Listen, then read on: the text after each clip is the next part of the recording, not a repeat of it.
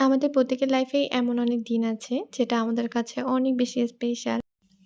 আর যদি সেটা কাছের মানুষের স্পেশাল দিন হয় তাহলে তো কোনো কথাই নেই। তাই তো আপু অ্যান্ড ভাইয়াকে তাদের অ্যানিভার্সারিতে সারপ্রাইজ দিলাম। আর তাদের এই স্পেশাল দিনটাকে আরও বেশি সুন্দর করার জন্য কাছের মানুষদেরকে খুশি করতে কি বেশি কিছু লাগে? আমার কাছে তো মনে হয় না। কারণ তারা অল্পতেই অনেক বেশি খুশি হয়ে যায়। তো হ্যালো গাইস, কেমন আছো তোমরা সবাই? আশা করি অনেক বেশি ভালো আছো। তো তোমাদের সাথে আমার ছোট্ট একটা ব্লগ ভিডিও নিয়ে চলে আসলাম। ওইদিন আপু অ্যান্ড ভাইয়ার অ্যানিভার্সারি ছিল।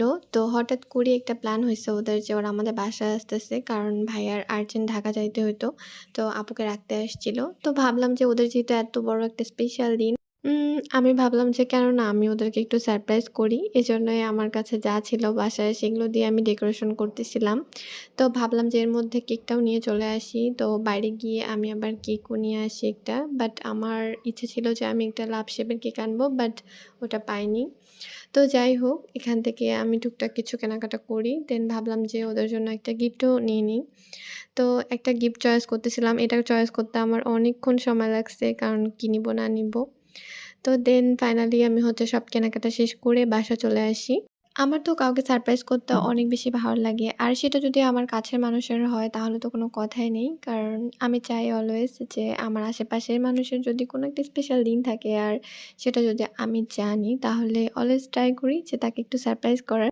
তো আমরা এখানে ২ বোনে মিলে সুন্দর করে ডেকোরেশন করতেছিলাম। আর এই তো কাজ প্রায় আমাদের শেষ।